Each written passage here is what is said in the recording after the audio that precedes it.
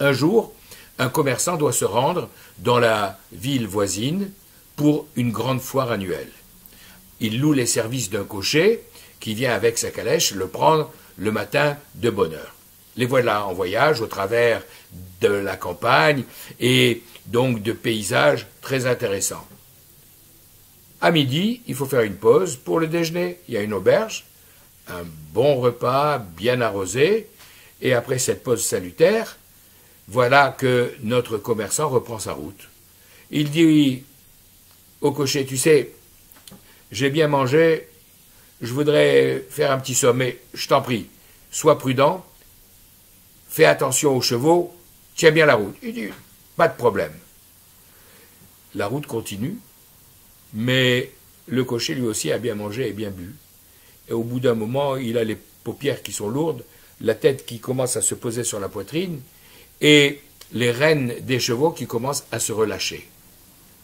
Lorsque les chevaux sentent qu'il n'y a plus cette main ferme pour les guider, alors ils ralentissent et ils s'arrêtent et ils commencent à brouter au bord de la route. Et puis, ils voient de l'autre côté un champ avec une herbe verdoyante qui les tente. Alors ils se disent, ben, pourquoi pas?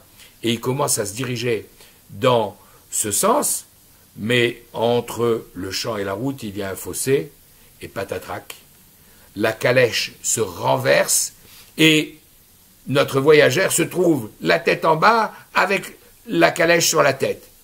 Mais il crie, hé, cocher, qu'est-ce que tu fais? Et celui-ci qui est tiré de son somme en sursaut, lui dit, quoi, qu'est-ce qui se passe? Il dit, mais tu vois pas qu'on a eu un accident, qu'on est maintenant retourné? Oh, ces satanés chevaux, je vais les fouetter, dit le cocher. Et le voyageur dit, mais c'est toi qu'il faut fouetter, c'est toi qui les laissais partir, c'est de ta faute. Tant que tu tenais les rênes fermement, ils ont été droits sur la route. À partir du moment où il y a eu, ne fût-ce qu'un instant de relâchement, ils ont senti que les rênes étaient un peu libres, alors ils n'en ont fait que leur tête.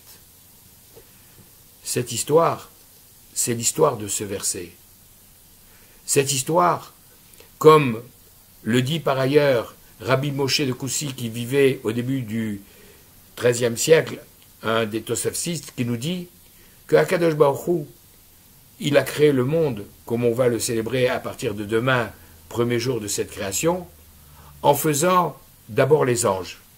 Puis, ensuite, il a créé les animaux. Et enfin, il a réalisé un être intermédiaire qu'on a appelé l'homme, mi-ange, mi-bête. Mais avec la Neshama, son âme, qui est comparable à l'essence des anges, et un corps qui est de la même nature que celui des animaux. Avec la mission, justement, pour l'âme, d'être le cocher, d'être le guide de ce corps, de le maintenir sur le bon chemin avec les rênes.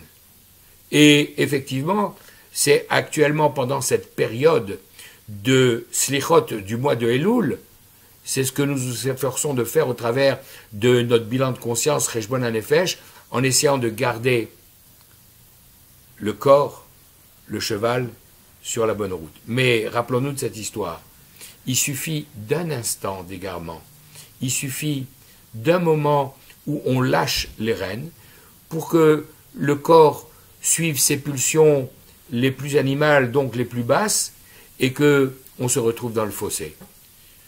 Puisque le jour de Rosh Hashanah et pendant toute la période qui nous mènera à Kippour, nous devrons prendre au moins une bonne résolution pour justement faire en sorte que nous soyons tous inscrits dans les bons livres du jugement de Rosh Hashanah confirmé à Kippour et scellé à Hoshana Rabbah. Alors, rappelons-nous, effectivement, si tu libères ton cœur ne fût-ce qu'un instant, tu vas t'égarer, et à ce moment-là, tu seras dans le fossé, et comme le dit le verset, tu en arriveras même à servir des cultes étrangers. Ce ne sera pas notre cas, Bezrat Hashem, parce que nous resterons en permanence vigilants, et avec l'aide de Dieu, nous tous, nos familles et tout le peuple d'Israël, Bezrat Hashem, nous serons inscrits dans le livre de la vie, de la santé, de la parnassa, de toutes les bénédictions.